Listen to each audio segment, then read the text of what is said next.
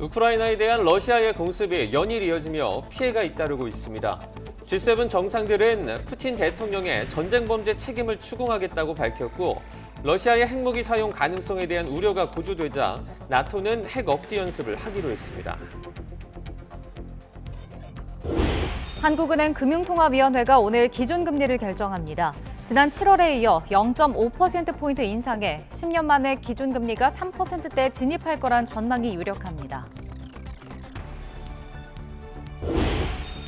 IMF가 내년 세계 경제 성장률 전망치를 낮추면서 우리나라 역시 2%로 하향 조정했습니다. 우크라이나 전쟁 등의 영향으로 세계 경기가 더 나빠질 것이라고 경고하면서 물가 안정이 우선이라며 강력한 긴축 정책을 권고했습니다. 최근 북핵 대응책으로 한반도 전술핵 배치 주장이 나오고 있는 가운데 미국 정부는 직접 언급을 피하면서도 북한 비핵화가 목표라고 밝혔습니다. 여전히 외교적 해법을 강조하면서 김정은 위원장과 조건 없이 대화할 용의가 있다는 점도 재확인했습니다. 폐지됐던 학업 성취도 전수평가가 사실상 부활해 2024년부터 초등학교 3학년부터 고등학교 2학년으로 대상이 확대됩니다. 정부는 기초학력 향상을 위해 학력평가 확대가 불가피하다고 밝혔지만 교육계 내에선 엇갈린 반응이 나오고 있습니다. 전국 유치원과 초중고등학교 건물 5동 가운데 한 동은 내부 연한이 진한 것으로 나타났습니다. 노후 건물 정비가 시급하지만 당국은 학생 수가 줄고 있다며 예산을 대학이나 평생교육 쪽으로 돌리려고 해 반대 여론이 일고 있습니다. 오늘부터 75세 이상 고령층에 대한 무료 독감 예방접종이 시작됩니다. 국내 코로나19 누적 확진자는 2,500만 명을 넘었습니다. 연일 초겨울에 가까운 때이른 추위가 이어지면서 경기 북부와 강원 등 일부 산지에서는 기온이 영하로 떨어져 얼음이 얼고 서리가 내리는 곳도 있겠습니다. 추위는 낮부터 풀리겠습니다. 시청자 여러분 안녕하십니까? 10월 10일 수요일 굿모닝 YTN 2부 시작합니다. 우크라이나 전역에 대한 러시아의 무차별적인 대규모 공습이 연일 이어지고 있습니다. 러시아의 핵무기 사용 가능성에 대한 우려가 고조되면서 북대서양 조약기구 나토는 다음 주 핵 억지 연습을 실시하기로 했습니다. 보도에 김상우 기자입니다. 유럽 최대의 핵발전소가 있는 자포리자의 학교와 주거, 상업 등의 시설이 또 화염에 휩싸였습니다. 아침 6시부터 시작된 러시아의 미사일 공격은 최소 16차례. 이로 인해 각종 시설은 화염에 휩싸이고 산산조각이 났고 인명피해도 속출했습니다. Да сложно словами описать. Жалко сотрудника, да. Жалко бизнес. 수도 키이브 등 우크라이나 전역도 비슷한 상황. 연이어 폭격이 이어져 하늘이 연기로 가득합니다. 공습 사이렌이 울리자 주민들은 긴급히 지하로 대피했습니다.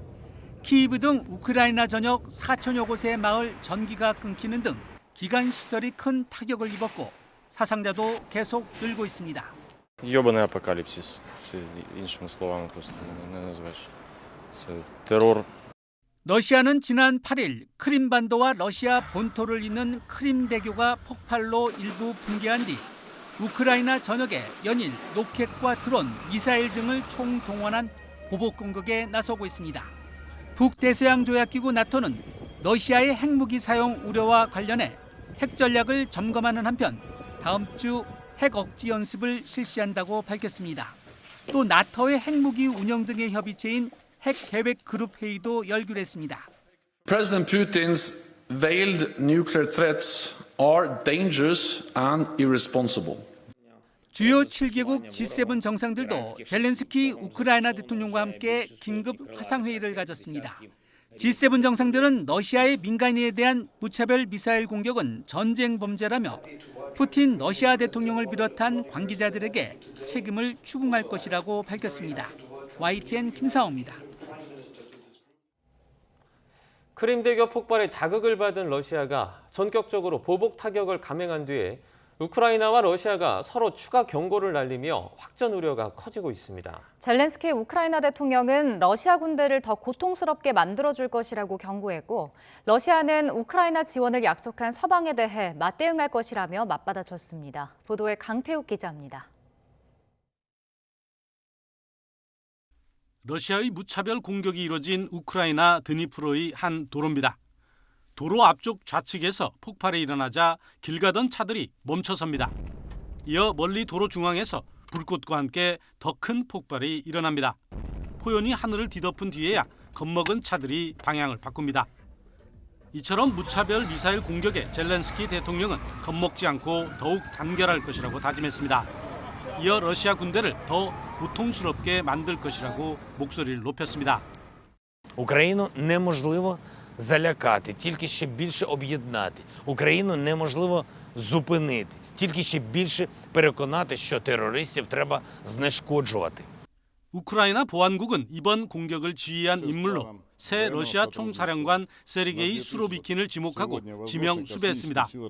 미국과 유럽 등 서방은 한 목소리로 무차별적인 공격을 비난하며 우크라이나에 대한 지원을 다시 확인했습니다. 이에 대해 러시아는 목표로 정한 주요 시설을 정밀 타격했다고 강조했습니다. 무차별 공격이 아님을 강변한 겁니다. Сегодня российскими войсками нанесен массированный удар высокоточным оружием большой дальности по объектам систем военного управления, связи и энергетики Украины. Цель удара достигнута. Все назначенные объекты поражены. 그러면서 서방의 지원에 대해서는 이른바 참을 수 없는 레드라인에 근접했다며 맞대응할 것이라고 경고했습니다. 서방 언론은 위태로운 상황에 처한 푸틴이 예기치 못한 목표물에 공격을 가하는 등 확전 가능성이 커지고 있다는 전망을 내놓고 있습니다. YTN 강태욱입니다. 우크라이나가 국제사회에 방공 시스템을 포함한 지원을 거듭 요청했습니다. 로이터 통신에 따르면 볼로드미르 젤렌스키 우크라이나 대통령은 현재 시각 11일 화상으로 열린 주요 7개국 G7 정상회의에 참여했습니다. 젤렌스키 대통령은 우크라이나가 현대적이고 효율적인 방공 시스템을 충분히 지원받을 수 있다면 러시아 테러의 핵심인 로켓 공격도 중단될 것이라고 말했습니다. 미국이 우크라이나의 방어를 돕기 위해 방공 무기인 나삼스, 즉 첨단 지대공 미사일 체계 인도를 서두르고 있습니다.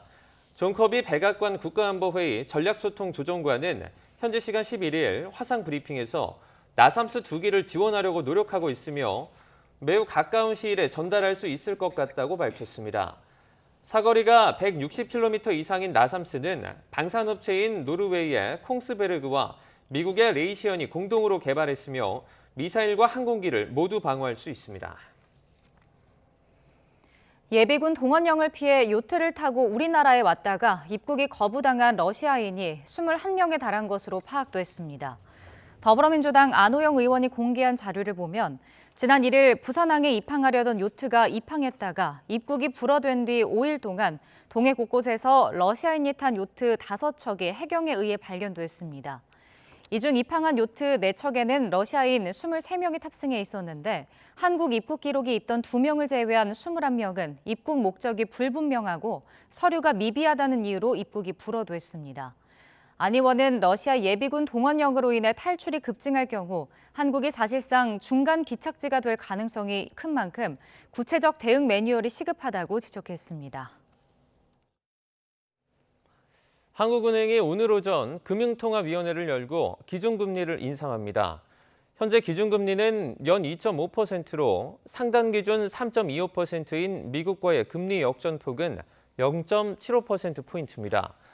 고물가가 이어지는 상황 속에 한미 금리 역전 현상을 완화할 필요도 있어 7월에 이어서 역대 2번째로 한 번에 기준금리를 0.5%포인트 높일 것이란 전망이 제기됩니다.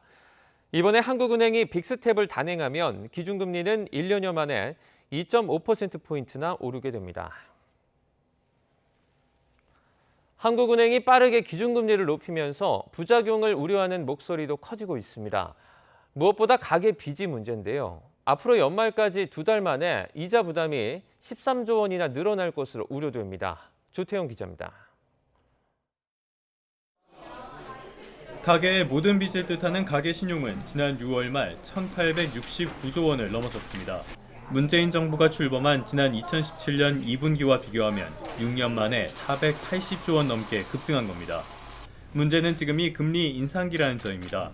한국은행이 기준금리를 0.5%포인트 인상하면 전체 대출자의 이자는 6조 5천억 원 증가합니다. 빅스텝을 2번 밟으면 기준금리는 1%포인트 올라가니까 다음 달이면 연 3.5%까지 치솟게 됩니다. 대출자의 이자 부담이 2달 만에 13조 원이나 늘어나는 겁니다. 특히 전체 대출자의 6% 수준인 취약차주의 이자 부담이 우려스럽습니다. 13조 원 가운데 취약차주의 이자 증가폭은 7천억 원으로 1인당 51만 원꼴입니다. 취약차주가 그동안에 한 10년 년에 걸친 저이자율 체제에 너무 익숙해 있다가 이제 갑자기 금리가 올리게 되면서 이자 부담이나 이런 것들에서 고통을 받을 수 있습니다. 늘어난 가계의 이자 부담이 결국 경기 침체를 앞당길 수 있다고 우려하는 배경입니다. 소비가 줄어들게 됩니다. 처분 가능 소득이 줄다 보면은요, 당연히 소비자들은 지갑 안 엽니다. 그러면 당연히 지갑 안 열면 경기 침체가 빠르게 도래하거든요. 생각보다 더 빠르게 경기 침체가 오고 그 경기 침체가 길어질 것으로 보고 있기 때문에 한국은행이 고물가를 잡기 위해 내년 상반기까지는 금리 인상 기조를 이어갈 가능성이 커 보입니다. 언제 터져도 이상하지 않을 가계 빚이라는 시한폭탄에 스위치가 켜진 셈입니다. YTN 조태현입니다. IMF가 내년 세계 경제 성장률 전망치를 낮추며 내년 한국 성장 전망치도 2%로 또다시 내렸습니다. IMF는 강달러 등의 내년 세계 경기가 더 나빠질 수 있다고 경고하면서도 물가를 잡는 게 우선이라며 강력한 긴축 정책을 권고했습니다. 본남기 기자입니다. 무역 수지는 외환위기 이후 25년 만에 6개월 연속 적자고 분위기가 좋지 않은 게 메모리 반도체 가격이 하반기에 가서 30% 더 떨어질 거다 이런 얘기도 나오고 있거든요. 환율은 당국의 개입에도 1,400원대 고공행진을 이어갑니다. 외환 당국에서 너무 변동성이 지나가는 건 맞겠다라는 시그널을 보이고자 일자의 시장에 개입했다라고 이야기할 수 있겠고요. 이 밖에도 높은 물가와 흔들리는 수출, 치솟는 금리 등 한국 경제 성장의 발목을 잡는 위험 요인들이 깔렸습니다. 내년에는 세계 경기가 더 안 좋아질 것으로 보입니다. 그러면 한국 수출도 마찬가지로 올 하반기 내년으로 이어지면서 좀 부진한 모습을 이런 가운데 국제통화기금 IMF가 내년 한국 경제 성장률 전망을 2%로 낮췄습니다. 올해 초만 해도 성장률 전망치는 3%에 육박했지만 이후 우크라이나 전쟁 등이 세계 경제를 흔들면서 대폭 하향 조정한 겁니다. IMF는 내년 세계 경제 성장률 전망치 역시 내렸습니다. 주요국의 전망치가 줄줄이 떨어졌는데 계속되는 고물가와 러시아의 유럽 가스 공급 중단 등이 세계 경기를 끌어내릴 수 있다는 경고가 이어졌습니다. I am the natural optimist, but today I stand in front of you and I need to say more likely to get worse than to get better. IMF는 다만 인플레이션을 잡는 게 최우선 과제라며 강력한 긴축 통화 정책, 즉 고금리 기조를 일관되게 추진해야 한다고 공고했습니다. YTN 권남기입니다. 미국을 방문하고 있는 추경호 부총리 겸 기획재정부 장관은 내년 경기 둔화 전망이 압도적으로 많다며 내년 상반기까지가 특히 더 어려울 것 같다고 말했습니다. 추 부총리는 미국 뉴욕에서 특파원 간담회를 갖고 현재 어려운 경제 상황이 내년까지 이어질 가능성이 크다며 이같이 전망했습니다. 추 부총리는 다만 당장 단기간에 외환 위기처럼 외화 자금이 부족해지고 자금 조달이 어려워지는 상황까지는 아니라며 과도하게 불안해할 필요는 없다고 말했습니다. 가장 큰 대외 변수로 우크라이나 전쟁과 미국의 고강도 통화 긴축을 꼽으며 국내 경제에는 중국 변수도 크게 작용할 수 있다고 내다본 뒤에 지금 수준이라면 감내할 수 있지만 불확실성이 증폭되면 얼마나 확대될지 알 수 없다고 지적했습니다.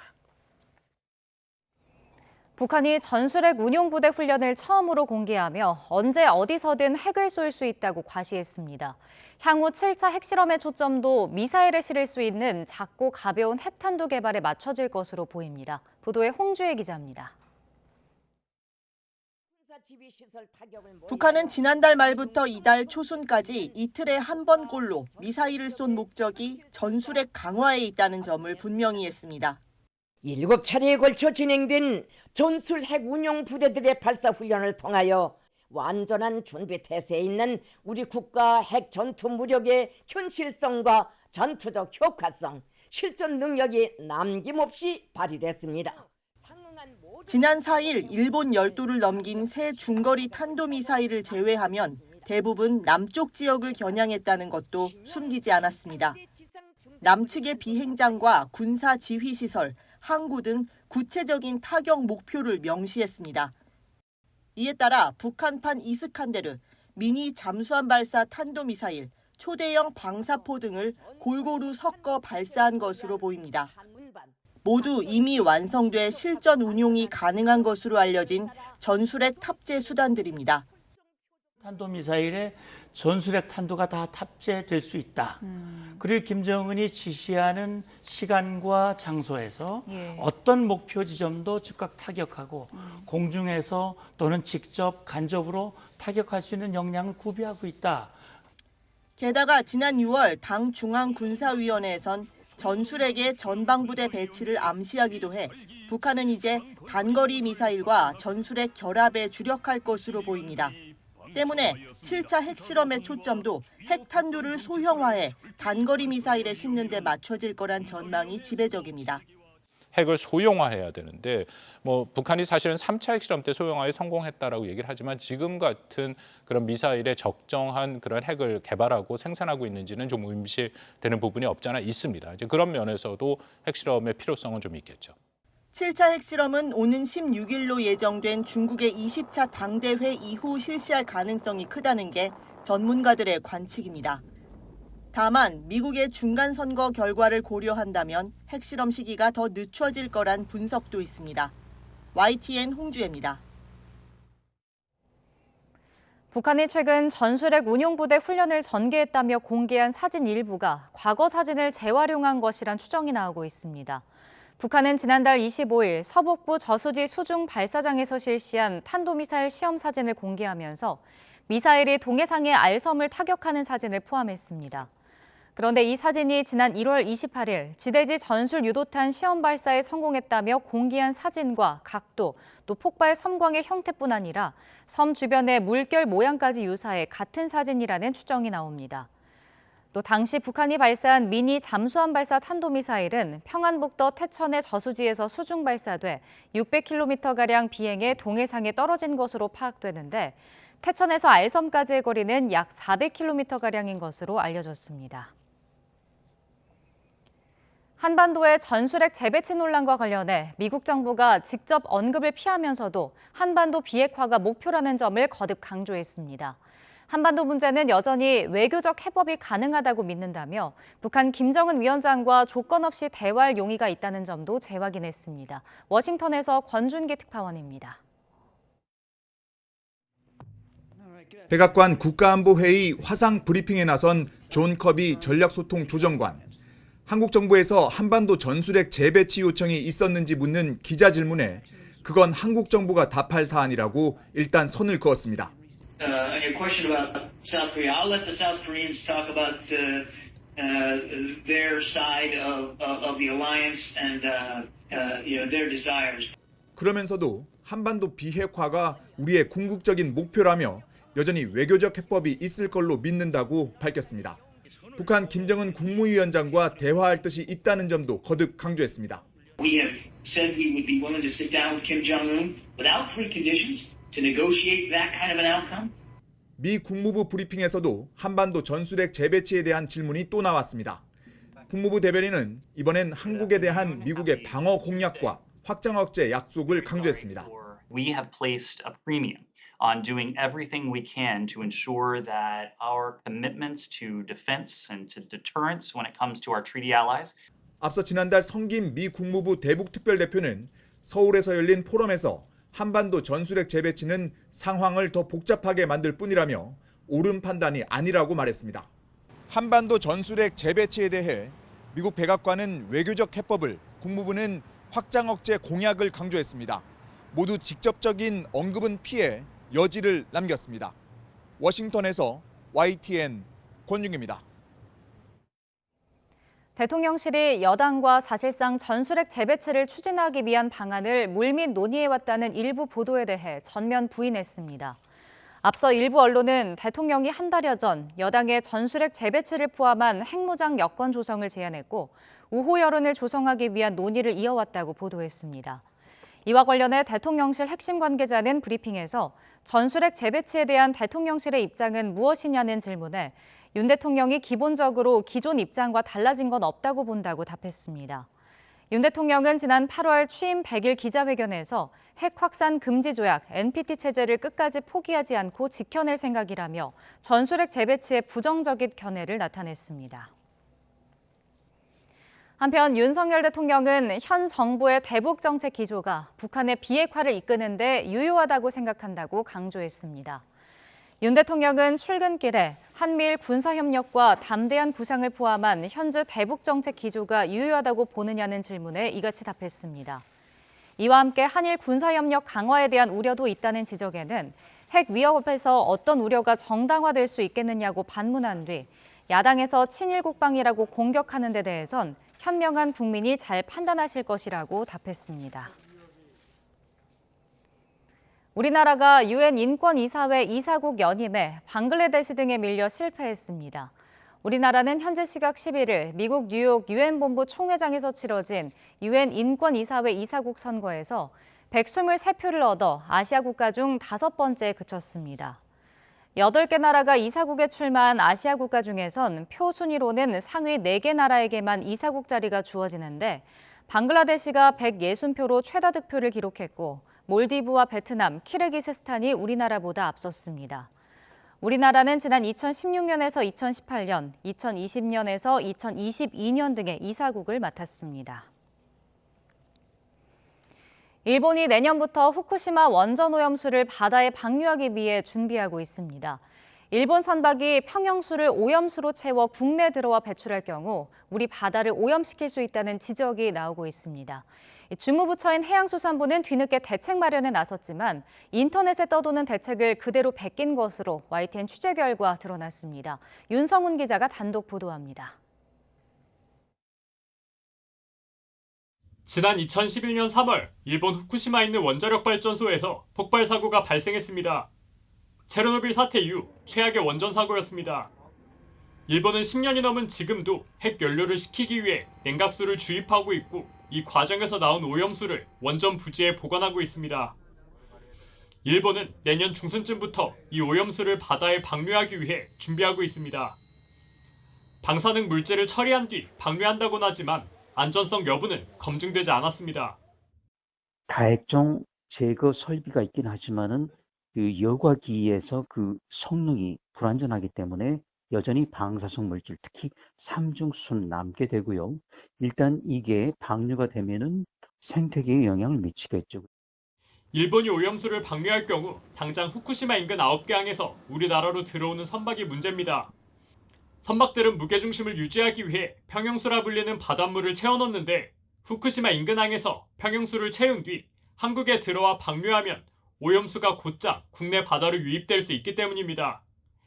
하지만 해수부는 오염수가 얼마나 들어오는지 추산해 볼 수 있는 기초 통계조차 제대로 마련하지 않고 있습니다. 실제 원전 사고가 발생한 지난 2011년부터 최근까지 후쿠시마 인근 9개 항에서 입항한 선박은 15,800여 대인데 평형수 배출 감시가 이뤄진 건 42건, 전체의 0.2%에 그쳤습니다. 해양수산부도 현행 조사 체계에 부족한 부분을 인정했습니다.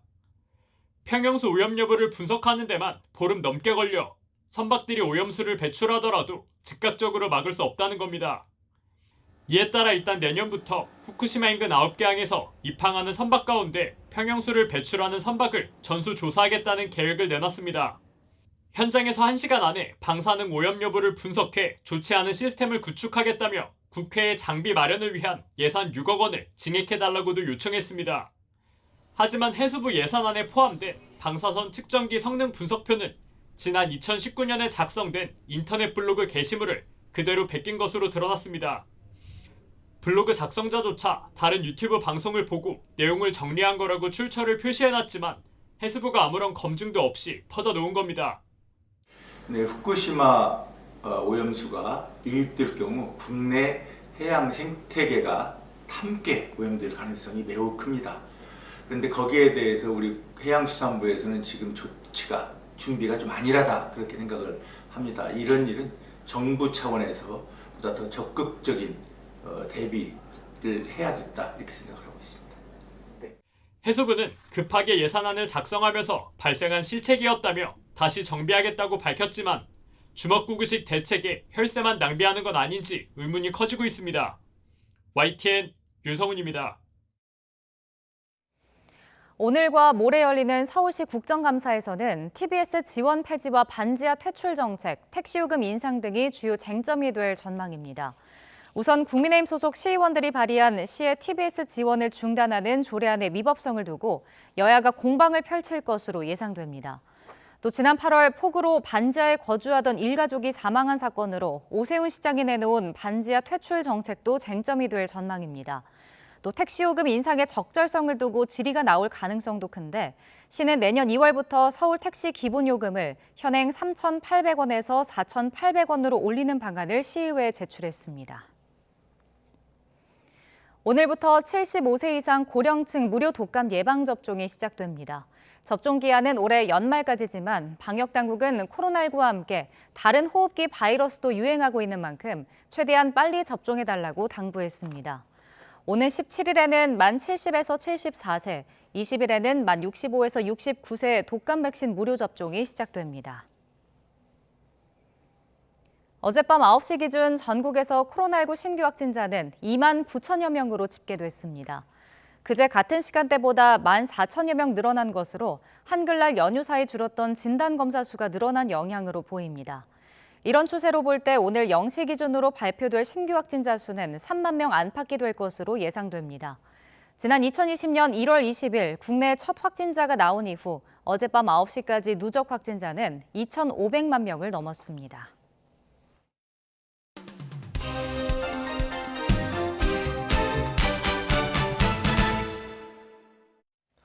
10월 10일 수요일입니다. 오늘 아침 신문은 어떤 소식을 다뤘는지 짚어보겠습니다.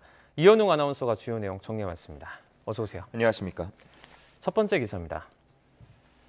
네, 정부가 이제 학업 성취도 평가를 대폭 확대하기로 했습니다. 교육 문제다 보니까 또 많은 주목을 받고 있는데요. 기사들은 어떻게 다뤘죠? 네, 두 가지 신문 준비해봤는데요. 먼저 위쪽 동아일보 함께 보시겠습니다. 네. 일단 정부가 학업 성취도 평가를 확대하는 이유는 기초학력 미달 비율이 늘고 있기 때문이라고 할 수 있겠는데요.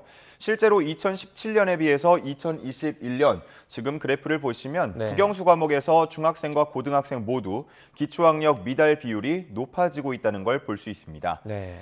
또한 지금의 표지평가 방식만으로는 부진한 학생을 찾아내서 지원하는데 한계가 있기 때문에 학생들이 자신의 학업 수준을 가늠할 기회를 확대해야 한다는 취지입니다. 교육계에서는 맞춤형 지원을 위해서는 개인별 진단이 선행돼야 한다면서 반기는 입장도 있다고 했습니다. 평가 결과 미달이거나 미달 위험이 있는 학생들에 대해서는 지원을 강화한다고 했는데요. 인공지능, AI를 기반으로 한 학습 진단 체계를 구축하고 또 협력 교사를 배치하는 방안 등이 검토되고 있다고 합니다. 하지만 이에 대한 우려 역시도 나오고 있는데요. 경향신문 제목을 보면 성적순 줄 세우기, 일제고사 부활하나 이렇게 되어 있습니다. 전교조는 자율이라는 거는 허울이라면서 사실상 일제고사가 부활하는 걸로 보고 있었는데요. 이명박 정부 시절 실패했던 정책이 이름만 달리해서 나온다는 시각도 있었습니다. 또 국영수 문제풀이식 수업만 이루어질 것이고 사교육이 활성화할 거라는 우려, 전망도 함께 나오고 있었습니다. 네, 다음 기사로 우크라이나 상황도 살펴보도록 하겠습니다. 러시아의 공격이 좀 과감해지면서 지금 상황이 더 안 좋아지고 있는 것 같아요. 현지 상황을 지금 보여주고 있는 기사들이 나왔죠. 네, 그렇습니다. 한겨레 신문 기사인데요. 취재진이 현지에서 보고 겪은 일을 바탕으로 기사를 썼습니다. 해당 취재진은 러시아의 공습 직후 지하 방공호로 쓰이는 지하철역으로 대피했다가 5시간 후에 시내로 나왔다고 하는데요. 그때 본 모습이 매우 처참했다고 합니다. 네. 여기저기서 불길이 치솟았고요. 또 전기와 물이 끊겼고 곳곳에 군 검문이 강화됐다고 합니다. 한숨 좀 돌리나 싶었는데 다시 공습 경보가 울리면서 시민들은 지하 대피소로 몸을 옮겼다고 합니다. 지금 사진에서 나와 있는 모습이 지하로 대피한 시민의 모습입니다. 네. 이전까지는 공습 경보가 울리더라도 하던 일을 계속하는 경향도 있었다고 하는데요. 이제는 모두가 빠르게 대피하는 분위기라고 합니다. 한편 중앙일보에는 드니프로의 도로 사진이 담겨 있습니다. 지금 오른쪽 하단인데요. 폭격으로 인해서 무너져 내린 모습을 볼 수가 있습니다. 또 그 뒤로는 파괴된 버스의 모습도 함께 보입니다. 러시아는 도심뿐 아니라 화력발전소나 송전선, 또 상수도 같은 기반 시설을 노리기도 했는데요. 겨울이 다가오는 시기에 난방과 전력을 차단해서 우크라이나 국민들을 공황 상태로 만드는 걸 노렸다는 해석들이 나오고 있습니다. 네, 다음 기사입니다. 이제 유튜브를 보면 정말 다양한 영상들이 올라오지 않습니까? 유익한 영상부터 그렇지 않은 영상들도 있는데 최근에 이 조폭 유튜버가 성행을 하고 있다고요? 네, 그렇습니다. 중앙일보에 실린 기사인데요. 경찰청의 전수조사 결과 올해 조폭 유튜버가 9명까지 늘었다고 합니다. 네. 이들은 주로 조폭 시절의 범죄 전과에 대해서 무용담처럼 늘어놓으면서 영상을 만들어 올리는데요. 조금 자극적인 내용들이 담겨 있는데 꽤나 많은 사람들이 시청하고 있다고 합니다. 조폭들이 이렇게 유튜브에 뛰어드는 이유는 역시나 돈 때문이라고 말할 수 있겠는데요. 네. 실제로 몇몇 유튜버들은 수억 원씩 수입을 올리는 것으로 조사됐습니다. 범죄 미화나 모방 범죄에 대한 우려도 함께 커질 수밖에 없는데요. 한 유튜버는 자신이 개과천선한 모습을 보여주려는 의도다 이렇게 해명하기도 했습니다. 지난 7일 국감에서는 조폭 유튜버가 청소년에게 악영향을 끼칠 수 있지 않느냐는 지적이 나왔는데요. 네. 윤익은 경찰청장은 모니터링을 통해서 단속하고 있다고 답했습니다. 하지만 단순히 콘텐츠의 내용만으로 처벌하기는 어렵다는 점이 한계로 지적되면서 보다 실질적인 보완책이 필요하다는 얘기도 나오고 있습니다. 네, 이제 뭐 범죄 전과에 대해서 이렇게 늘어놓는 건 결코 무용담이 아닙니다. 이 용기 용자인데 어떻게 무용담이 되겠습니까? 만드는 분들도 보는 분들도 주의하시기 바랍니다. 다음 기사입니다. 네, 대입 시즌이 돌아오면 항상 나오는 말들이죠. 바로 대입 고액 컨설팅 이야기가 다시 나오고 있습니다. 제목을 보면요. 컨설팅, 대필 이런 단어들은 알겠는데 세특이라는 단어가 있거든요. 세특이 뭡니까? 네, 동아일보 기사 함께 보면서 설명을 드리겠습니다. 네. 학생부에 들어가는 세부 능력 및 특기 사항의 준말입니다. 네. 현재 고등학교 2학년생들이 치르는 2024학년도 대입부터는 학생부 종합전형평가 중에 자기소개서는 이제 제외되게 됩니다. 네. 근데 그러다 보니까 이 세부 사항 및 특기 사항의 중요도가 상대적으로 높게 평가받고 있는데요. 학교 수업과 관련이 있는 자율, 동아리, 봉사, 진로 활동 등의 내용을 기재할 수 있는 영역입니다. 내신 등급이 비슷할 경우에 이런 비교과 활동이 당락에 영향을 미칠 수 있다고 보는 경우가 많기 때문에 고액의 돈을 내고 이 세특 컨설팅을 받거나 아예 대피를 맡기는 경우도 있다고 합니다. 원래 세특을 포함한 학생부는 교사가 작성해야 하는데요. 일부 학교들에서는 학생들에게 기재하고 싶은 내용을 써서 내라고 한 다음 그대로 붙여넣고 있는 실정이라고 합니다. 네. 그렇기 때문에 학생과 학부모들은 고액을 내고 이 세특 자료를 만들게 되는 건데요. 교사 측에서는 100명 이상의 학생부를 모두 직접 작성하는 건 무리다 이런 입장도 있고요. 잘못된 건 알고 있지만 입시가 걸려 있기 때문에 학생들의 요구를 무조건 거절하기는 어렵다는 말도 하고 있었습니다. 한국대학교육협의회는 이 대필 내용을 학생부에 그대로 기재하게 되면 교사와 또 대필한 학원 모두 다 업무방해 혐의가 적용될 수 있다고 했고요.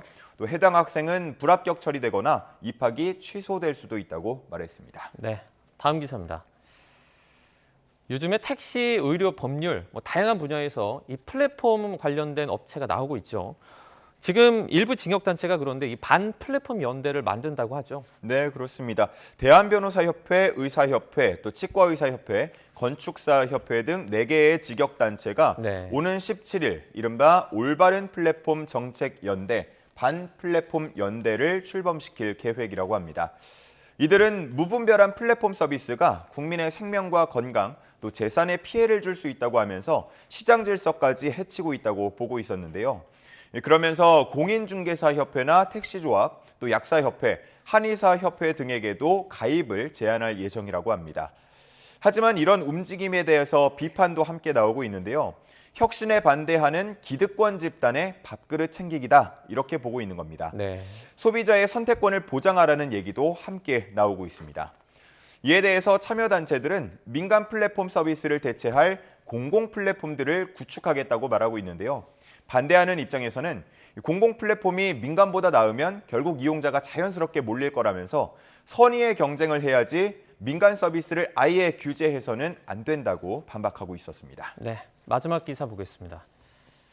네, 제목을 보면요. 자고 일어나면 신고가, 기업들이 리튬을 찾아서 산말리다 이런 내용입니다. 지금 최근에 리튬 구하기가 어려운 것 같아요. 네, 그렇습니다. 경향신문에 실린 기사인데요. 2차 전지의 핵심 소재인 리튬 가격이 연일 신고가를 세우고 있습니다. 네. 수요가 치솟는 데 비해서 공급은 부족하기 때문인데요. 리튬의 최대 산지라고 할 수 있는 중국 쓰촨성에 전력난이 닥치면서 공장이 멈췄고 결국은 공급량이 줄었습니다. 게다가 미국 인플레이션 감축법에 따르면 중국산 광물을 사용한 전기차는 보조금 지급 대상에서 제외하게 됐는데요. 이 때문에 중국 외의 공급망을 찾으려는 수요가 몰리면서 가격이 더 뛰고 있다고 합니다. 네. 지난 10일 기준 순도 99%의 탄산 리튬 가격은 킬로그램당 10만 원 정도였다고 하는데요. 작년 10월 대비, 작년 동월 대비 3배 가까이 뛴 금액이었습니다. 기업들도 분주해질 수밖에 없었는데요. 포스코홀딩스는 아르헨티나에 리튬 공장을 새로 짓고 있고요. SKO는 호주 광산업체와 안정적으로 리튬을 공급받도록 하는 양해각서를 체결하고 있었습니다. 네, 알겠습니다. 오늘 굿모닝 브리핑은 여기까지 듣겠습니다. 고맙습니다. 고맙습니다.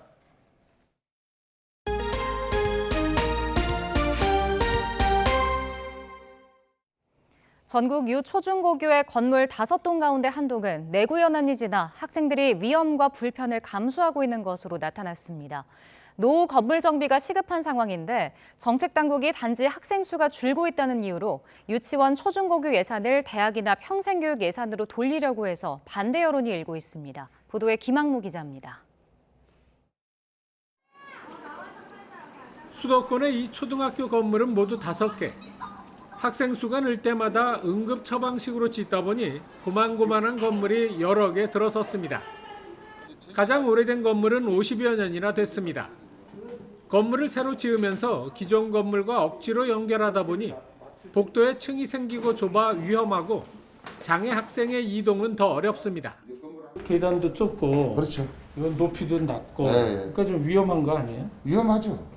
애들 뛰어다니다가 엎어지면 어떻게 될까요? 비가 오면 건물 이음새로 빗물이 흘러 비닐로 막아놨고 학교 주변에는 아파트가 우후죽순 들어서 불과 10여 미터 떨어진 아파트 가정집에서 교실 안이 훤히 보입니다. 그때마다 그냥 예산이 있으면 짓고 없으면 그냥 땜빵식으로 리모델링 해버리고 이러다 보니 지금처럼 얼기설기한 학교 구조물이 만들어지게 된 거죠. 전국의 유초중고교 건물 6만 2천여 동 중 내구 연한이 지난 40년 넘은 노후 건물은 전체의 20%인 1만 2천여 동. 50년 지난 건물도 4천여 동이 넘습니다. 전국에 40년 이상 된 학교 건물을 새로 지으려면 50조 원이 넘는 막대한 예산이 듭니다. 사정이 이런데도 당국은 유초중고교 관련 예산 가운데 3조 6천억 원을 대학과 평생교육 관련 예산으로 돌릴 계획을 추진하고 있습니다. 학생 수가 줄어들기 때문이란 게 당국의 설명이지만 학교 시설과 인력은 오히려 늘고 있어 예산이 더 필요하다는 게 교육 현장의 주장입니다. 지방교육, 재정교육 그 부분을 어떻게 할 건가? 이건 그 다음의 문제라고 생각을 하고요. 적어도 지금은 이런 유초중 등의 산적한 현안들을 해결하는 것이 우선이라고 생각합니다.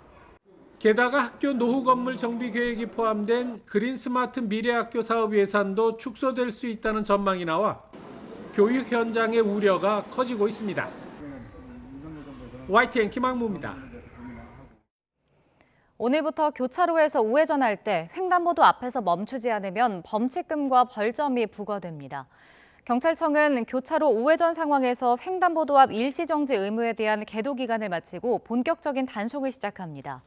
개정된 도로교통법에 따라 운전자는 교차로에서 우회전할 때 횡단보도를 건너려는 보행자가 있을 경우 신호와 상관없이 일단 멈춰야 합니다. 만약 멈추지 않았다면 단속에 적발되면 범칙금 6만 원과 벌점 10점이 부과됩니다. 그룹 신화 멤버 신혜성이 만취 상태로 도난 차량을 운전한 뒤 음주 측정을 거부해 경찰에 체포됐습니다. 신혜성 측은 대리주차 직원이 건넨 차키를 받아 운전했다며 절도 혐의는 부인했는데요. 식당 측은 차키를 건넨 적이 없다고 반박했습니다. 경찰은 CCTV를 분석하며 절도 혐의를 적용할 수 있는지 검토하고 있습니다. 보도에 김혜린 기자입니다. 서울 잠실동에 있는 탄천 2교. 새벽 1시 40분쯤 도로 위에 차량에 불이 꺼진 채 그냥 서 있다는 신고가 경찰에 접수됐습니다. 차 안에서 자고 있던 건 2000년대 초반 큰 인기를 누렸던 그룹 신화의 멤버 신혜성. 출동한 경찰의 음주 측정 요구를 거부해 현행범으로 체포됐습니다. 진짜 못하신 이유가 뭡니까? 음주는 인정하십니까? 신혜성이 타고 있던 차량은 도난 신고가 접수된 상태였습니다. 경찰은 신혜성에게 차량을 운전하게 된 경위를 물었지만 대답을 회피해 절도 혐의가 추가됐습니다. 체포 사실이 알려진 뒤 큰 논란이 일자 소속사는 뒤늦게 해명에 나섰습니다. 전날 밤 서울 강남 음식점에서 지인들과 술을 마신 뒤 대리주차 직원에게서 차키를 전달받았고 집으로 가다가 도로에 멈춘 상태에서 잠이 들었다는 겁니다. 하지만 신혜성이 머물렀던 식당 측은 YTN 취재진에게 차키를 건넨 적이 없다고 강조하며 소속사 측 주장을 반박했습니다. 대리주차 직원은 근무 시간도 아니었을 뿐더러 CCTV 화면에서도 신혜성이 키가 꽂힌 다른 차를 몰고 떠나는 장면이 확인된다고 주장했습니다. 본인 차는 벤츠였고 남의 차는 흰색 경춘이라고 없습니다. CCTV 다 나와 있습니다. 예, 법적인 절차를 통해서 CCTV 확인해 보세요. 경찰은 식당 관계자 진술을 토대로 CCTV 화면을 분석해 신혜성에게 절도 혐의를 적용할 수 있을지 들여다보고 있습니다. 예, 절도가 성립하기 위해서는 절취의 고의가 있어야 되는데요. 지금 현재는 타인의 물건을 가져간 상황이기 때문에 신혜성 씨 측에서 이게 타인의 물건인지 모르고 가져갔다는 것을 지금 입증해야 될 것으로 보입니다. 신혜성은 지난 2007년 4월에도 음주운전을 하다 적발됐는데 당시 혈중 알코올 농도는 면허 정지에 해당하는 0.097%였습니다. YTN 김혜린입니다. 가을보다는 초겨울에 가까운 아침 추위가 이어지고 있습니다. 현재 서울 기온은 6.8도로 사흘째 올가을 최저 기온을 경신하고 있는데요. 또 강원 산간 지역에서는 대관령의 기온이 영하 1도까지 떨어지는 등 때이른 영하권 추위가 기승을 부리고 있습니다. 하지만 다행히 낮부터는 대부분 지역에서 예년 이맘때 기온을 회복할 전망입니다. 오늘도 전국적으로 청명한 가을 하늘이 함께하겠습니다. 다만 밤사이 기온이 큰 폭으로 떨어지면서 곳곳에 물이 얼거나 서리가 내리는 곳이 있겠고요. 가시거리 200m 미만에 짙은 안개가 끼는 곳이 많겠습니다. 출근길 교통안전에도 각별히 유의해 주시기 바랍니다. 현재 기온 살펴보겠습니다. 현재 서울 기온 6.8도, 대관령 영하 1도, 대전은 5.9도를 나타내고 있습니다. 낮 동안에는 추위가 누그러지면서 일교차가 10도 이상 크게 벌어지겠습니다. 오늘 낮 기온 서울 21도, 광주 23도, 대구는 22도가 예상됩니다. 당분간은 대체로 맑은 날씨가 이어지겠습니다. 다만 계속해서 일교차가 크게 벌어질 것으로 보이니까요. 건강관리에 각별히 유의해 주시기 바랍니다. 지금까지 날씨 정보였습니다.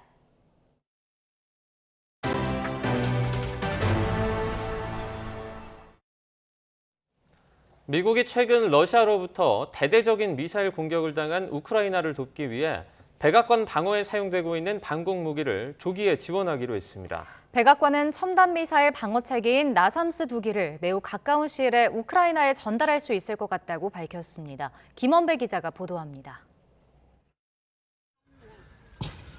크림대교 폭발 사건에 대한 보복으로 러시아로부터 대대적인 공습을 당한 우크라이나의 볼로디미르 젤렌스키 대통령은 G7 정상들에게 방공무기 지원을 거듭 요청했습니다.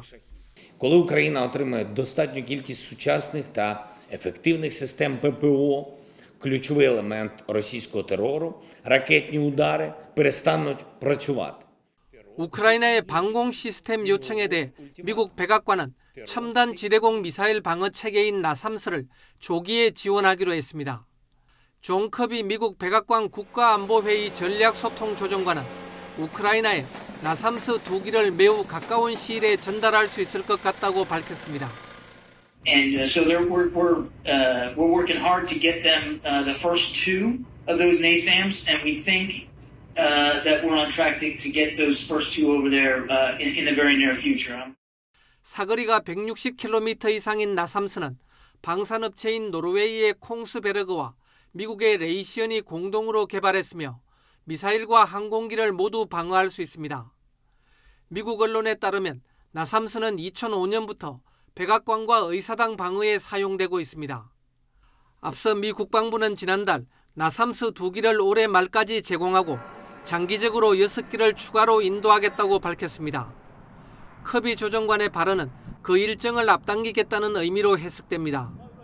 미국은 12일과 13일 벨기에 브뤼셀에서 열리는 북대서양조약기구 국방장관 회의 기간 우크라이나에 대한 지원 등을 논의하는 우크라이나 지원그룹 회의에서도 방공무기 지원을 논의할 방침입니다. YTN 김원배입니다. 러시아 정부가 지난달 예비군 동원령을 발표한 이후 러시아에서는 주변국으로의 탈출 행렬이 이어졌는데요. 우리나라에도 동해를 통해 20여 명의 러시아인이 요트를 타고 입국을 시도했던 것으로 확인됐습니다. 보도에 한현희 기자입니다. 지난 1일 오전 포항 호미곶 인근 해역에서 발견된 요트입니다. 러시아에서 출발해 부산항에 입항할 예정이었습니다. 이 요트를 시작으로 지난 5일까지 닷새 동안 우리 해역에서 발견된 러시아 요트는 모두 5척. 한 척을 제외한 4척이 포항, 신항 등에 입항했습니다. 4척에 탄 러시아인 23명 모두 여행 등을 하겠다며 국내 입국 허가 신청을 했지만 과거 입국 기록이 있는 2명을 제외한 대부분은 입국이 거부됐습니다. 입국 목적이 불분명하고 관련 서류가 미비했다는 겁니다. 러시아에서 출발한 요트가 잇따라 동해로 들어온 건 이례적입니다.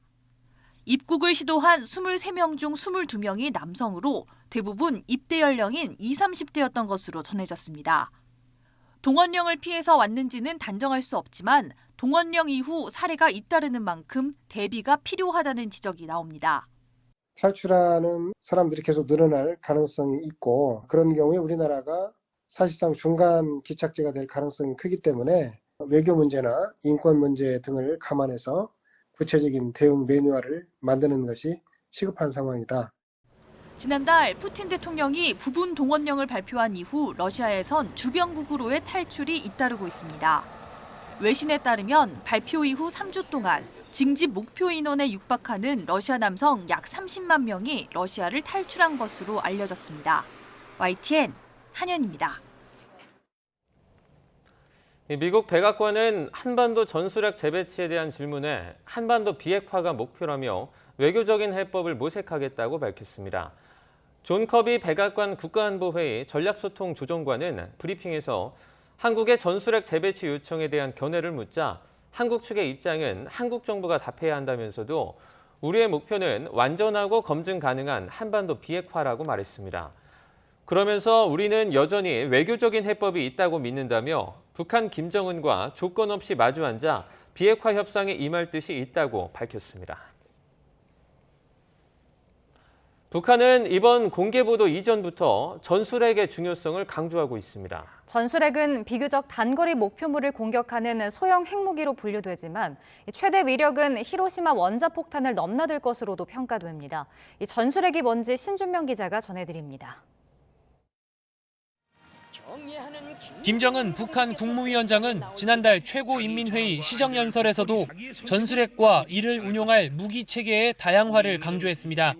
전술핵 운영 공간을 부단히 확장하고 적용 수단의 다양화를 더 높은 단계에서 실현하여 핵전투 태세를 백방으로 강화해 나가야 합니다. 북한이 강조하는 전술핵이란 목표물을 직접 타격하기 위한 폭발력이 수킬로톤에서 수십 킬로톤 이내의 소형 핵무기를 말합니다. 적국의 핵심 기반 시설을 공격해 전쟁의 양상을 바꾸는 수백 킬로톤급의 전략 핵무기와는 목적이 다릅니다. 전술핵은 사거리 1000km 이하의 단거리 탄도 미사일이나 전투기, 핵지뢰 등에 탑재됩니다. 사거리 5500km 이상인 대륙간 탄도미사일이나 잠수함 발사 탄도미사일, 장거리 폭격기 등에 탑재되는 전략 핵과는 운용 수단에서도 차이가 있습니다. 하지만 1945년 일본 히로시마에 투하된 원자폭탄의 위력이 15킬로톤이었고 이로 인해 20만 명이 사망했다는 점에서 위력이 최대 수십 킬로톤에 달하는 현대의 전술핵은 상상을 초월하는 파괴력을 지닌 것으로 평가됩니다. 북한은 이런 전술핵을 최소 수십 개 보유하고 있는 것으로 추정됩니다. 북한은 이를 초대형 방사포 등에 탑재해 남한을 공격하는 수단으로 사용한다는 계획을 공공연히 밝히고 있습니다. 9월 28일 남조선 작전지대 안의 비행장들을 무력화시킬 목적으로 진행된 전술 핵탄두 탑재를 모의한 탄도미사일 발사 훈련에서도 북한의 노골적인 전술핵 위협에 맞서 지난 1991년 한반도에서 철수한 미군의 전술핵을 재배치해야 한다는 목소리도 일각에서 나오고 있지만 전술핵 재배치는 고려하지 않는다는 게 우리 군 당국의 입장입니다. YTN 신준명입니다. 어제 한국전력과 전력 관련 회사들에 대한 국정감사에선 사상 최고치를 경신한 전력도매 가격이 도마 위에 올랐습니다. 또 한전 자회사인 KDN이 보유한 YTN 주식 매각 추진을 놓고는 여야가 날선 공방을 벌였습니다. 보도에 이승윤 기자입니다. 러시아 우크라이나 전쟁이 계속되는 가운데 LNG 가격이 폭등하면서 국내 전력 도매 가격 S&P가 킬로와트 시당 270원으로 사상 최대치를 찍었습니다. 사상 최대 S&P를 기록하고 있습니다. 270원을 넘겼습니다. 그래서 통상 저희가 70원대 S&P를 기록하는데 오늘 통상의 4배 정도의 지금 전력 구입 가격을 의미하는 것입니다. 지난달 평균 요금인 232원에서 30원 넘게 오른 겁니다. 특히 지난해 요금 수준과 비교하면 3, 4배에 달하는 수치입니다. 이에 따라 한국전력 등 전력 관련 회사들에 대한 국정감사의 화두는 전기요금 문제와 한전의 천문학적인 적자 규모에 집중됐습니다. 국제 LNG 가격 인상 여파로 적자가 늘더라도 수익을 내는 해외 발전 사업은 헐값 매각을 해선 안 된다는 데엔 여야가 의견 일치를 보였습니다. 하지만 여당은 문재인 정부의 탈원전 정책과 전기요금 조정 거부 문제를 집중 추궁했고 야당은 민간 발전사에 과도한 이익이 돌아가는 구조 탓이라고 반격했습니다. 전기요금을 올릴 수밖에 없는 그런 지경까지 왔습니다. 거기에 가장 큰 원인은 바보 같은 짓, 탈원전이라고 저는 생각합니다. 민간 발전사의 구조 속에도 또 한전 적자 요인들이 꽤 있는 것 같습니다. S&P가 올라가면서 상대적으로 또 이 아주 횡재 이익을 보는 집단들이 있더라고요. 민간 발전사가 그렇죠. 한전 자회사인 KDN이 보유한 YTN 지분을 놓고서도 여야 간 한치의 양보 없는 공방이 이어졌습니다. 여당은 전력과 관련이 없는 YTN 지분은 매각해야 한다는 입장인 반면 야당은 KDN의 목적 사업에 방송이 명시돼 있다며 매각해선 안 된다고 맞섰습니다. 직원들 복리를 위해 가지고 쓰이는 자산을 매각하라 말하고 요구하지 않습니다. 그렇지만 아무 경영에 도움도 되지 않고 업무에 연관성도 없는 YTN 이 지분은 조속한 시일 내에 매각 절차를 진행해 주기를 바랍니다. 한전 KDN 정관에 대놓고 방송 사업이 있어요. 예. 다음 페이지 보여주시죠. 등기부등본에도 대놓고 방송이라고 되어 있습니다. 예. 방송 사업이 있어요. 예. 관련 없는 업무가 아닙니다. 또 현재 전기요금과 통합징수하는 KBS TV 수신료와 관련한 질의도 이어졌습니다. 한전은 전기요금과 KBS 수신료를 분리해 징수할 때 발생할 법적 책임을 따져봤다며 분리 징수는 사회적 논의를 거쳐 결정하겠다고 답변했습니다. YTN 이승윤입니다.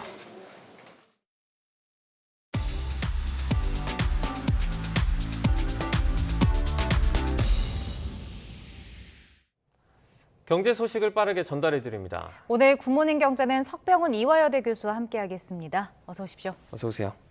네, 한국은행이 오늘이죠. 이제 기준금리를 발표를 하게 됩니다. 시장의 예상은 지금 빅스텝인데요. 뭐 다양한 고려할 점이 있는 것 같아요. 경기 침체, 가계비 부담 이런 것들이 있는데 그러다 보니까 한국은행도 끝까지 좀 고심을 하겠죠. 예, 그렇습니다. 그렇지만 저는 뭐 이번에 빅스텝 당연히 단행을 해야 되고요. 네. 그다음에 이번뿐만 아니라 마지막 한 번 남은 금통위에서도 뭐 최소 빅스텝을 해야 된다고 이제 최소한 빅스텝입니다. 네. 해야 된다고 보고 있습니다. 왜냐하면 이게 물가 상승을 억제하고자 하는 한국은행 금리 인상의 효과가 나타나지 않고 있다는 것이 가장 우려스러운 점이거든요. 네. 왜냐하면 최근에 작년에 그 잭슨홀 미팅에서 제롬 파월 의장이 발표한 바에 따르면 그게 이제 페드의 그 연구 자료를 기반으로 한 건데요. 네. 금리 인상이 물가 상승에 영향을 미치는 그 통화 정책의 시차라는 것이 있습니다. 그것이 이제 1년 이상이 걸린다. 그래서 한 1년 정도면 그래도 효과가 나타난다고 봐야 되는데요. 우리나라 한국은행은 선제적으로 금리를 인상하기 시작해서 작년 8월부터 금리를 인상하기 시작을 했습니다. 네. 그러면 올해 8월부터는 그 효과가 우리가 이제 나타나기 시작을 해야 되는데 우리나라의 그 물가지수, 소비자 물가지수 전년 동월 대비 상승률을 보면 지난 9월에 발표한 자료는 전년 동월 대비 상승률, 소비자 물가지수 상승률은 소폭 하락하긴 했으나 그거보다 중요한 그 근원 소비자 물가지수 상승률이 있습니다. 변동성이 큰 뭐 농산물 가격이라든지 뭐 식료품 가격, 에너지 가격을 제외한 지수인데 그 상승률은 오히려 소폭 증가를 했습니다. 네. 그것은 이 통화 정책의 효과, 금리 인상 정책의 효과가 나타나지 않고 있다라는 것을 보여주고 있거든요. 네. 그러다 보니 지금 IMF에서 수정 경제 전망도 발표했는데 수정 경제 전망에 따르면 내년에 우리나라 물가 상승률이 오히려 올라갈 것이다라고 전망을 했거든요.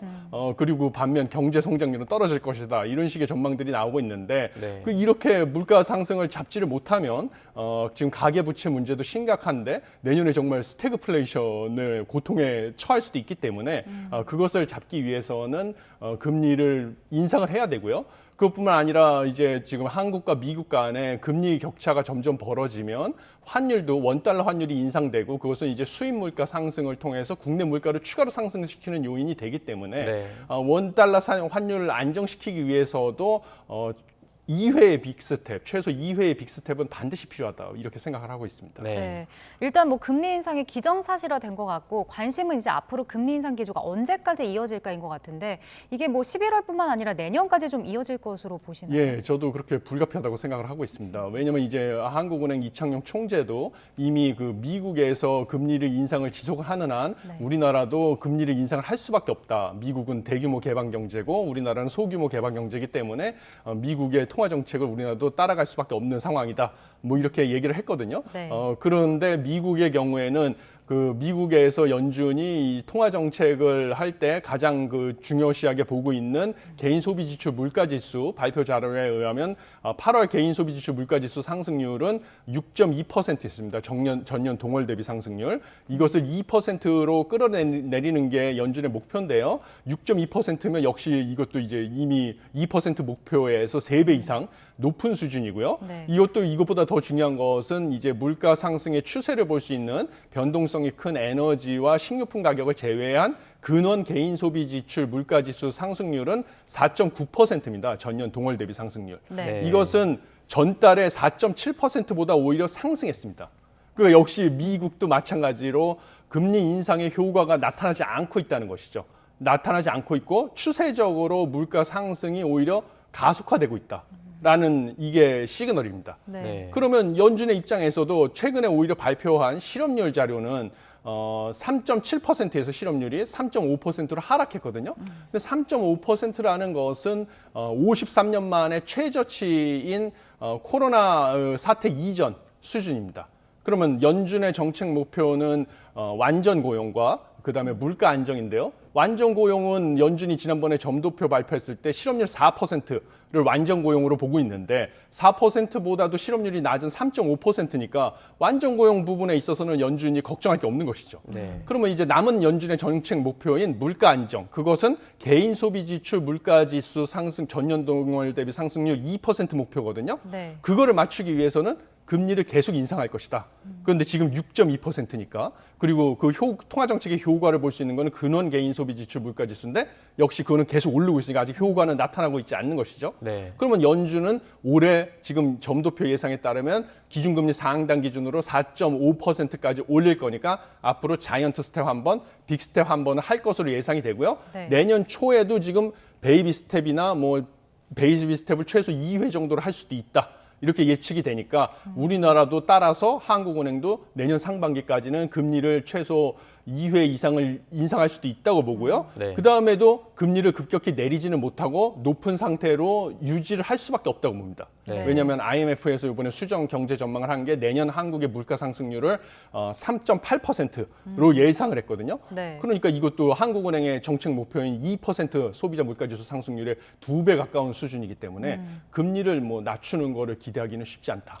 예상하고 있습니다. 지금 물가뿐만 아니라 우크라이나 사태가 길어지는 것, 그리고 또 북한의 계속되는 도발, 이런 대내외적인 상황이 정말 좋지 않은데 이런 가운데 IMF가 지금 우리나라 또 내년 성장률 전망치를 다시 낮췄어요. 예, 정말 그 안 좋은 소식입니다. 네. IMF에서 발표한 수정 경제 전망에 의하면 내년 성장률을 2.1%에서 2%로 낮췄는데요. 네. 이 2%라는 것은 좀 심각하게 받아들여야 되는데 그 이유가 그 한국은행에서 우리나라의 잠재 성장률 추정치를 발표한 게 올해 2%, 내년에 2%입니다. 네. 그런데 잠재 성장률이라는 것은 제가 지난번에도 한번 설명을 드렸는데 우리나라가 가지고 있는 노동력, 자본 같은 모든 생산 요소를 사용을 해서 물가 상승을 유발하지 않고 우리나라 경제가 성장할 수 있는 성장률 수준을 말합니다. 네. 그게 2%인데요. 우리나라 실질 GDP 성장률이 이 잠재 성장률 수준보다 낮아지게 되면 이것은 경기 침체라고 보고 있습니다. 네. 그런데 지금 IMF의 수정 경제 전망이 이 잠재 성장률 수준이랑 붙었다는 소리거든요, 내년에.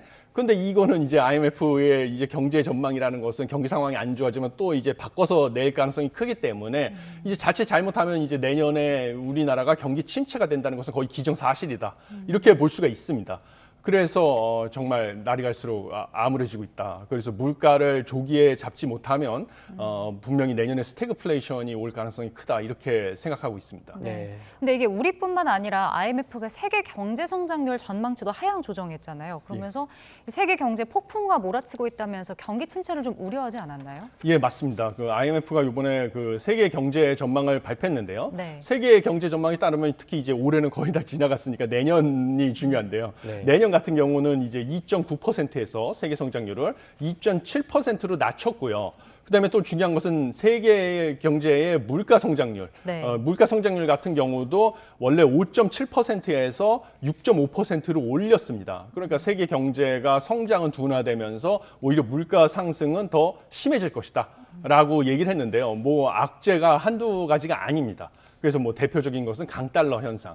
이 미국에서는 아까도 말씀드렸다시피 물가가 정말 억제되는 경향을 보이지가 않고 있고요. 네. 반면에 이제 완전 고용에 가까우니까 미국에서 연준은 물가를 억제하기 위해서 계속 긴축적인 통화 정책을 유지하면 강달러 기조는 지속될 것으로 보이고요. 내년에는. 네. 그렇다 보면 다른 나라들은 수입 물가가 상승이 돼서 다른 나라들은 다 우리나라만 해도 수입 물가 상승되면 국내 물가 상승으로 연결이 될 수밖에 없는 것이거든요. 그러니까 강달러가 지속되면 전 세계 미국을 제외한 다른 나라들은 다 물가 상승을 겪을 수밖에 없는 것이고요. 그러면 그 물가를 잡기 위해서 우리나라도 금리를 계속 올리면 그 나라들은 다 소비가 금리가 올라가니까 소비자들은 소비를 줄이고 저축을 늘려야 되고 대출을 상환해야 되니까 소비가 줄어들고 기업들 입장에서는 투자자금 조달 비용이 상승하니까 투자가 줄어들고 네. 소비와 투자가 줄어들면 결국은 국내 총생산이 줄어드는 것이죠. 이러면 경기 침체가 올 수밖에 없는 것입니다. 네. 전 세계적인 경기 침체가 올 수가 있고요. 또 다른 것은 신흥국들은 달러로 부채가 많거든요. 이 달러 부채 같은 경우는 미국의 금리가 올라가니까 이자 비용 부담도 늘어나고 달러화의 가치가 상승을 하니까 신흥국의 화폐 대비 달러화 가치 상승하니까 신흥국 화폐로 환산한 달러화 부채의 가격도 올라가는 거거든요. 원래 부채도. 그러니까 이 신흥국의 부채 문제도 신흥국의 부채가 부도가 되면 이제 그 금융 외환 위기가 전파가 될 수가 있거든요. 다른 나라들로. 이런 위기. 이런 것들이 점점 이제 점증하고 있는 상황입니다. 네. 그런데 이런 문제를 결국 근본적으로 해결을 하려면 이제 지금 세계 경제가 원래 자유무역으로 전환이 돼서 재화의 공급을 늘려야만 물가를 잡을 수가 있는데 지금 뭐 러시아 우크라이나 전쟁이 격화되고 이러다 보니까 세계 경제의 분절화 상황이 계속 지속될 것으로 보여서 IMF가 이런 것을 우려하고 있는 것으로 보입니다. 네, 이제 밤사이에 해외 증시 상황도 좀 살펴보겠습니다. 뉴욕 증시 같은 경우에는 내년 경기 침체 우려 속에서 혼조세로 마감을 했는데요. 이제 그래프를 보면 그 후반으로 갈수록 갑자기 뚝 떨어지는 그런 모양새가 나왔어요. 예, 그게 지금 결정적으로 영란은행 총재가 오후에 그 발언을 한 게 문제가 됐는데요. 영란은행 총재가 이제 오후에 국제금융협회 연례 총회에 나타나서 발언을 했습니다. 무슨 발언을 했냐면 영란은행의 그 국채시장 영국 국채시장 개입이 곧 끝날 것이다. 이런 발언을 하는 바람에 그 발언 이후로 이러면 이제 영국의 국채시장이 다시 불안정해지는 것이 아니냐. 이런 뉴스가 확산이 되고 영국 국채시장이 불안하면 파운드화 가치가 또 하락을 하고 이것이 또 이제 뭐 세계 외환시장의 불안, 세계 금융시장의 불안을 촉발하는 것이 아니냐 이러면서 미국의 이제 주가가 이제 갑자기 하락을 하세로 전환이 된 것이거든요.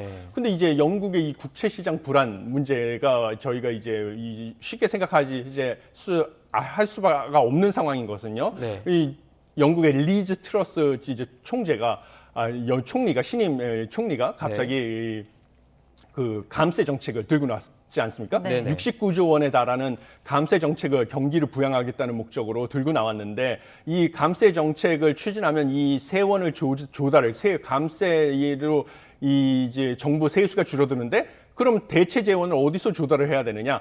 그래도 국채를 이제 발행할 거라고 예상이 된 것이죠. 그러면 이 영국의 국채의 공급이 늘어나면 당연히 영국 국채 가격이 떨어질 것으로 예상이 되니까 외국의 투자 자본들이 영국 국채 시장에서 빠져나가게 돼서 미리 그거를 예측하고 영국 국채 가격이 폭락하게 된 것입니다.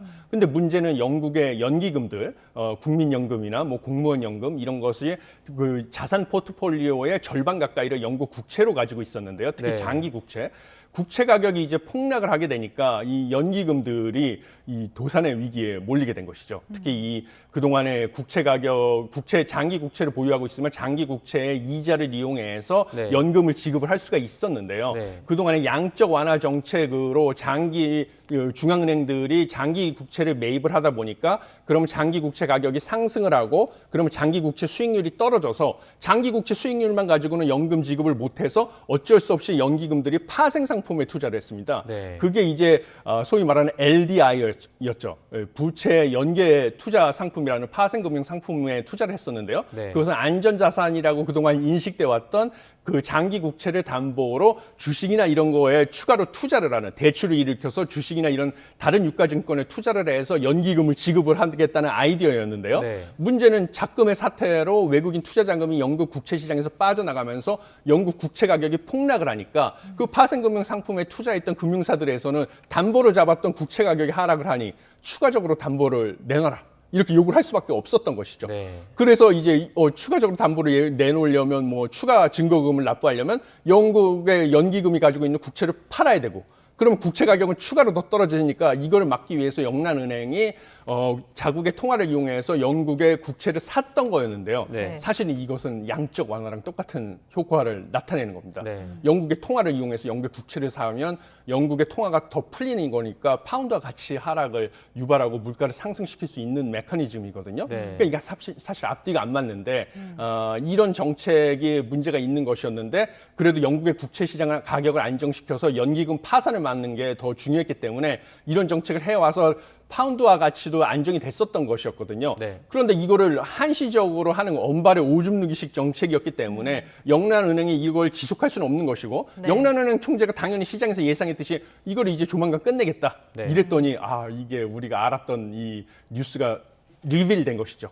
그래서 갑자기 이제 주가가 폭락할 수밖에 없었던 것입니다. 그러니까 영국 중앙은행이 이렇게 개입에 나섰는데 지금 2주 사이에 3번 정도 개입을 했더라고요. 그래서 IMF가 이를 두고 또 경고를 하지 않았나요? 당연합니다. 이거는 결국은 근본적인 해결책은 영국의 이제 신임 총리가 이 무리한 감세 정책을 포기하겠다고 선언하는 수밖에 없습니다. 지난번에 뭐 엄청나게 비난을 받았던 일부 부자들에게 소득세를 낮추는 정책에 한해서만 포기를 하겠다고 했는데 그것은 사실은 전체 69조 원에 달하는 감세 정책의 극히 일부분에 불과한 것이었거든요.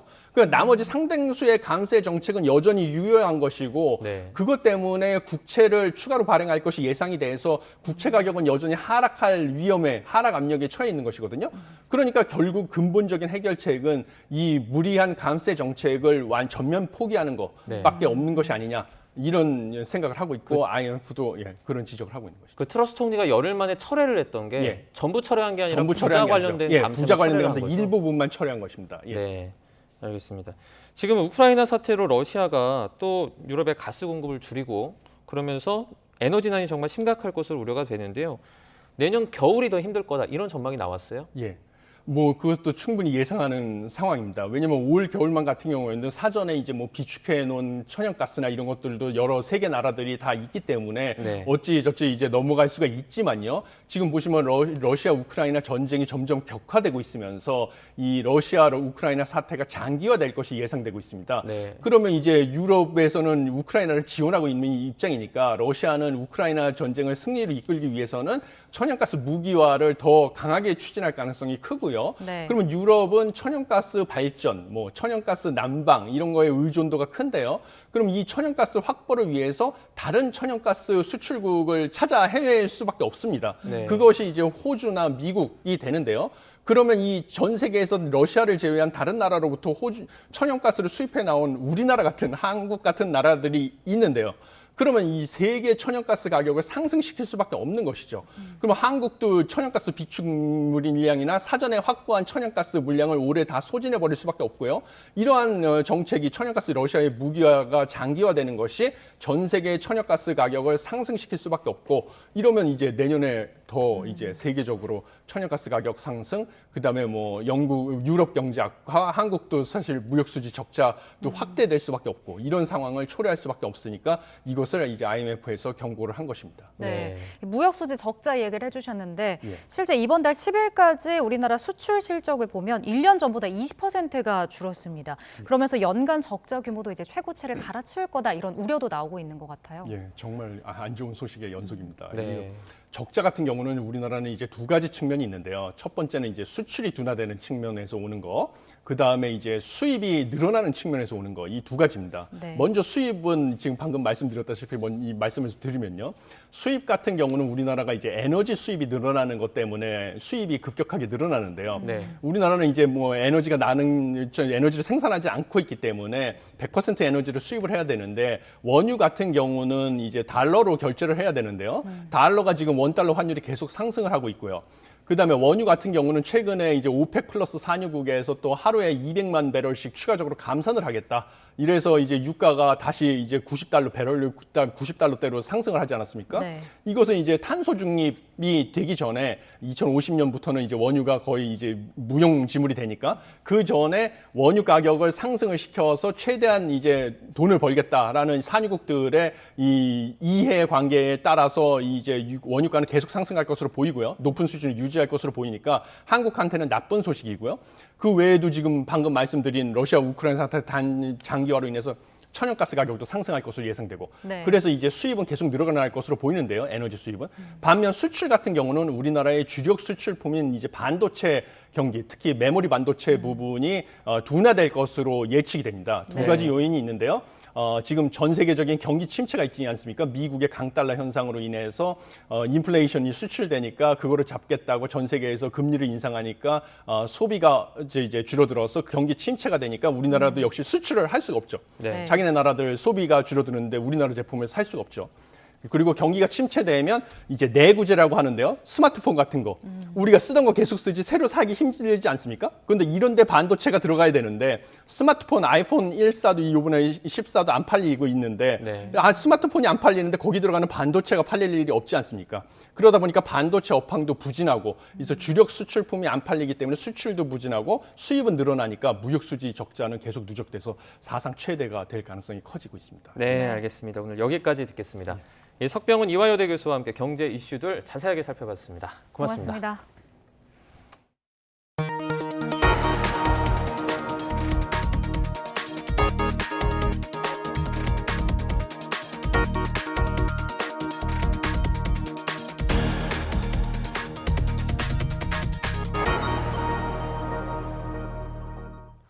프로야구 2위 LG가 정규 시즌 마지막 경기에서 짜릿한 끝내기 역전승을 거뒀습니다. 준 플레이오프 직행 티켓을 눈앞에 뒀던 KT는 통안의 역전패를 당하면서 3위 자리를 키움에 내줘 기아와 와일드카드 결정전을 치르게 됐습니다. 김상희 기자의 보도입니다.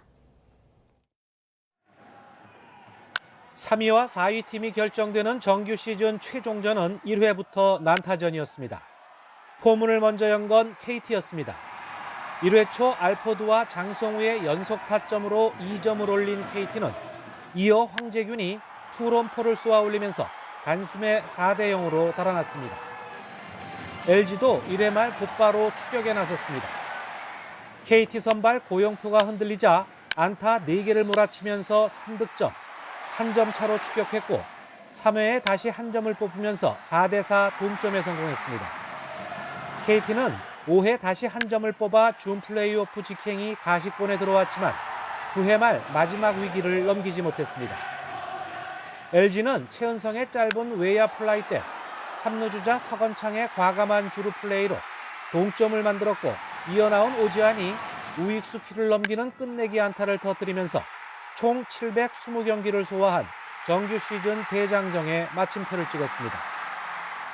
키움은 LG의 역전 드라마로 앉아서 3위를 확정한 반면 준 플레이오프 직행 티켓을 아쉽게 놓친 KT는 4위로 밀려나 하루를 쉰 뒤 5위 기아와 와일드카드 결정전을 치르게 됐습니다. 1승 어드밴티지를 받은 4위 KT는 1무승부 이상만 거두면 되지만 기아가 준 플레이오프로 가기 위해선 2연승을 올려야만 합니다. SSG와 LG, KT와 키움, 기아로 압축된 가을 야구가 영광의 챔피언을 가리기 위한 마지막 승부에 돌입합니다. YTN 김사익입니다. 정부가 현재 지하철만 이용할 수 있는 정기권을 개선해 버스와 환승할 수 있는 통합 정기권을 도입하기로 했습니다. 정부는 내년 6월까지 전문기관 연구와 관계기관 협의를 거쳐 최대 40% 할인된 금액으로 30일간 60회까지 지하철과 버스를 환승할 수 있는 통합 정기권을 도입한다는 계획입니다. 지구와 부딪히는 코스에 있는 소행성의 우주선을 충돌시켜 궤도를 바꾸는 인류 최초의 소행성 방어 실험이 성공했습니다.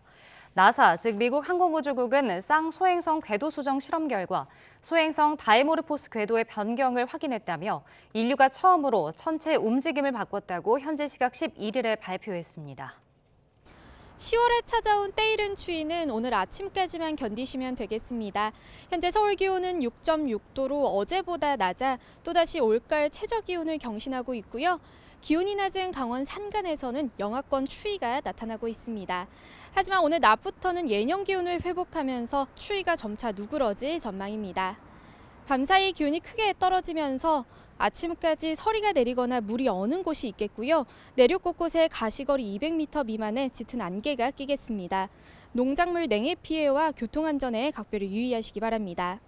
현재 기온 살펴보겠습니다. 서울 6.6도, 대전 5.7도를 나타내고 있습니다. 오늘 낮 기온은 예년 기온을 회복하면서 계절의 시계가 제자리를 되찾겠습니다. 서울 21도, 대구 22도, 광주 23도가 예상됩니다. 당분간 쾌청한 날씨 속에 깊어가는 가을을 느끼기 좋겠습니다.